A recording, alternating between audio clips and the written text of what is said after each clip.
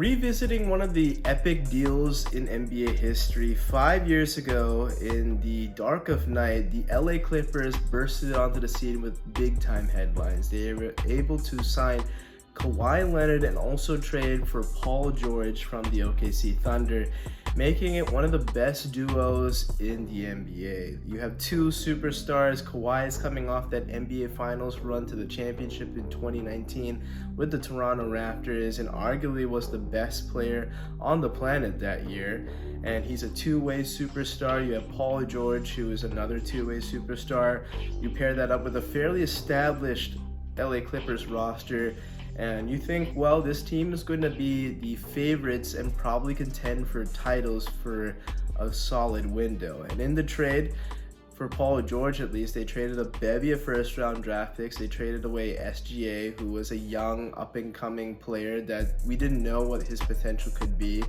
And it made sense for the Clippers at the time. And 5 years later, let's look back and see what they've accomplished. Well, in the first year, in 2020, they were off to a high-flying start, and then the pandemic happened, and we switched over to the NBA bubble in Disney.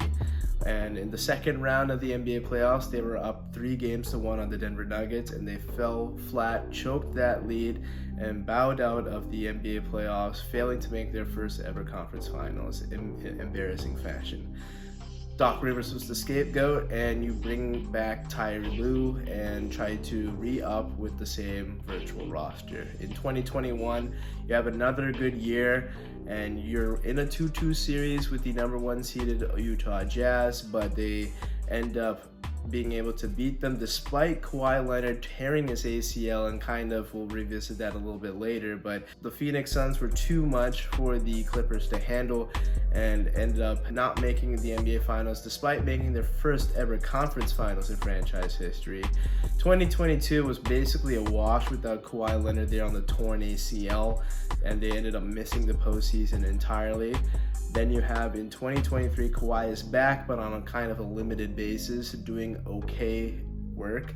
Paul George is also being okay in certain bouts, but then this time he misses the postseason due to an injury he sustained in March.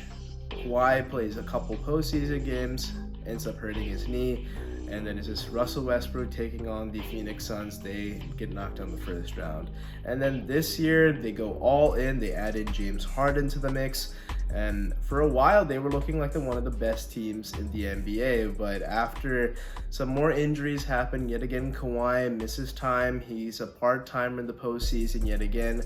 They lose to the Dallas Mavericks, and that was pretty much it. The Clippers have been this team surrounded by the LA Lakers, been little brother in this rivalry in LA. Now they open up their shiny new stadium with an often injured Kawhi Leonard, and now Paul George departing for greener pastures in Philadelphia.